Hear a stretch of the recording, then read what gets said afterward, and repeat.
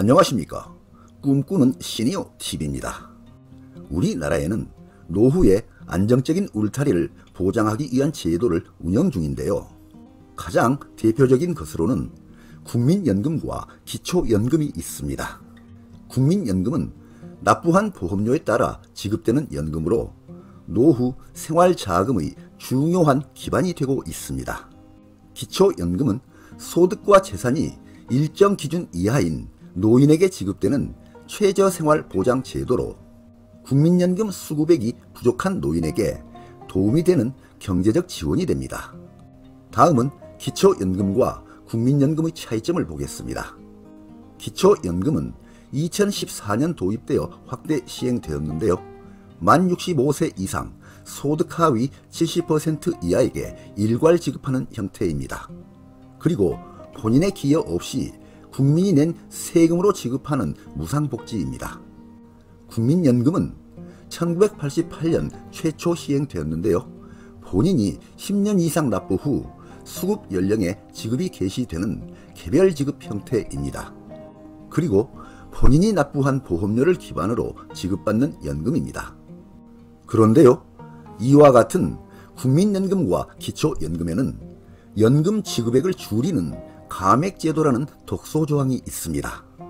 오늘은 국민연금, 기초연금에서 많은 논란이 나오고 있는 대표적인 독소조항 3가지를 살펴보겠습니다. 독소조항 첫 번째입니다. 기초연금의 국민연금 연계 감액제도입니다. 2024년 기초연금 지급액입니다.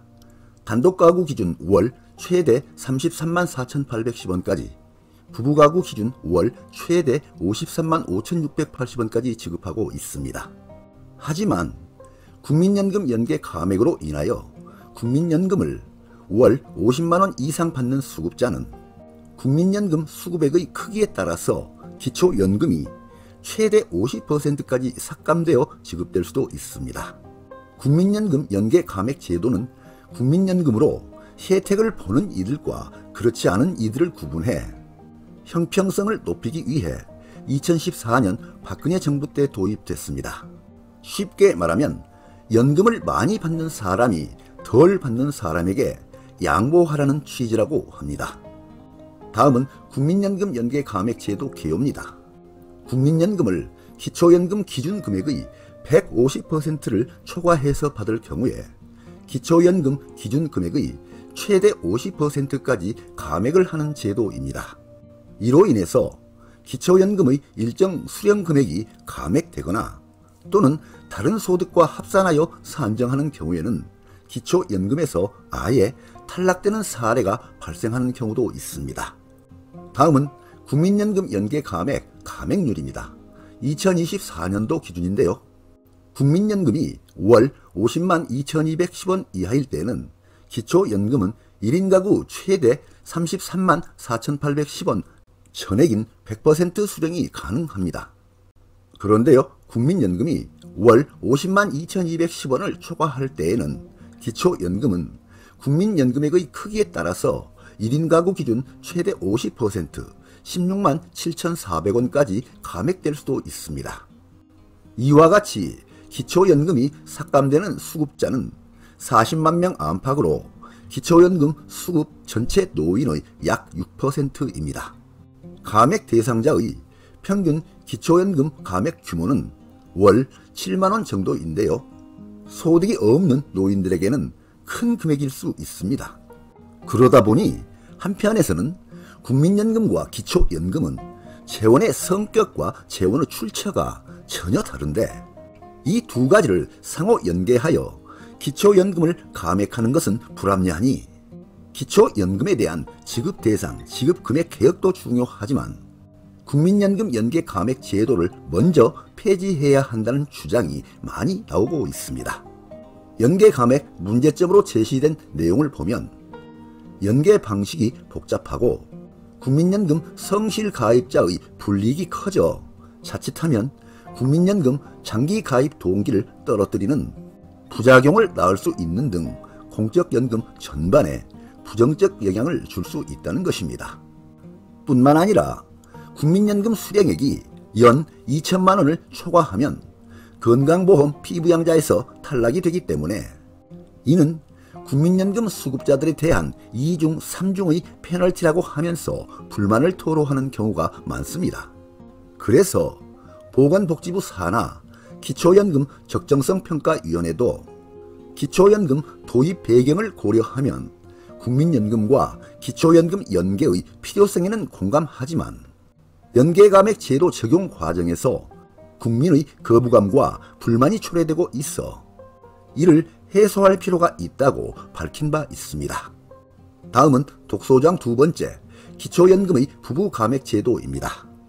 부부감액 제도는 부부가 동시에 기초연금을 수급할 경우에 부부 각각 20%씩 감액하여 지급하는 제도입니다.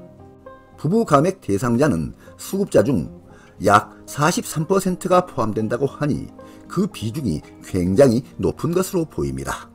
그러다 보니 경제력이 정말 어려운 노인분들, 줄어든 20%, 월 13만 3,940원, 연 160만 7,280원을 더 받기 위한 이런 노인들에게 부부 감액 제도가 오히려 위장이혼을 부추긴다는 말까지 사회관계망 서비스에 나오고 있다고 합니다. 2024년 기초연금 지급액은 단독가구 기준 월 최대 33만 4,810원까지, 부부가구 기준 월 최대 53만 5,680원까지 지급하고 있습니다.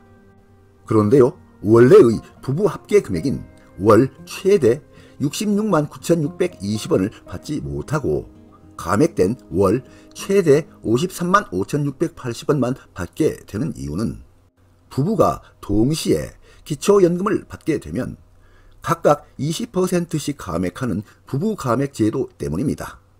그러다 보니 이러한 부부감액 제도 또한 폐지해야 한다는 주장이 여러 곳에서 나오고 있습니다.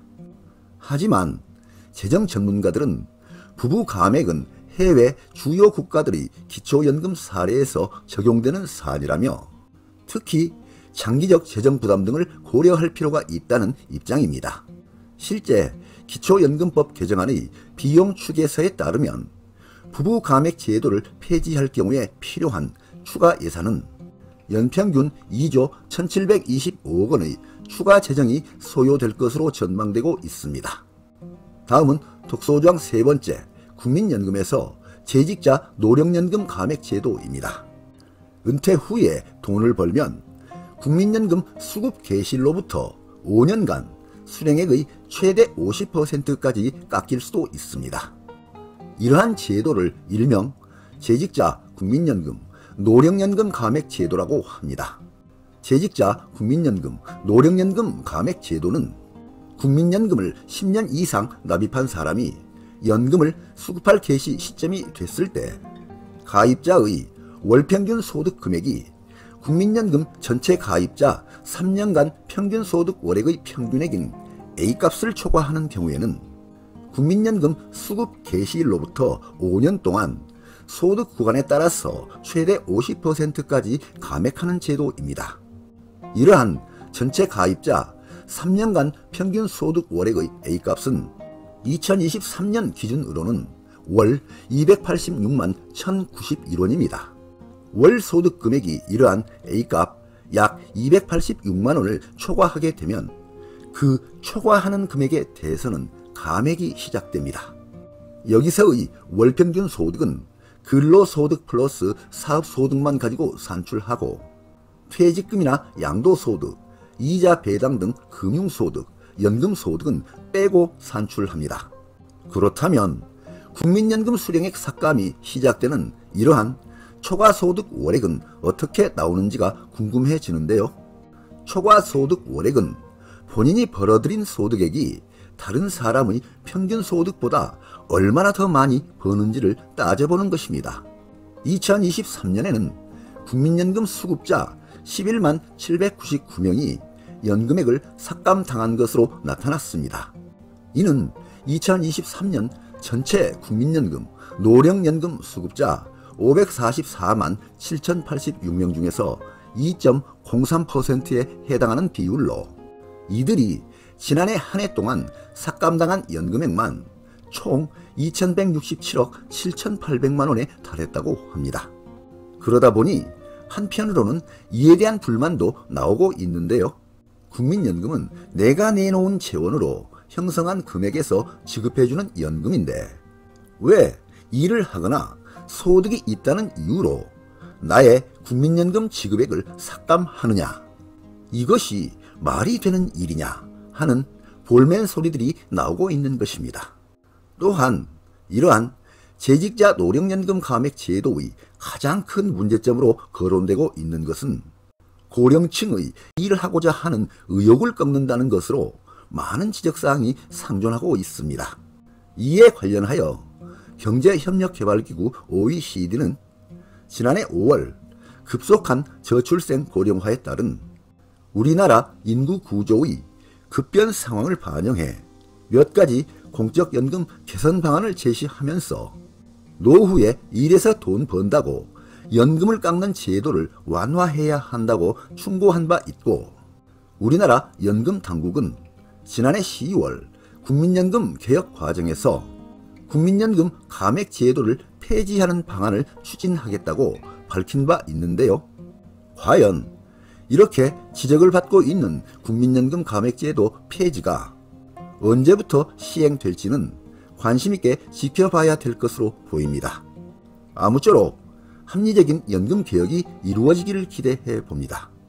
네, 오늘 동영상 주제는 국민연금, 기초연금의 독소조항 3가지 폐지 방안이었습니다. 많은 도움이 되시길 바랍니다. 끝까지 경청해 주셔서 감사드립니다.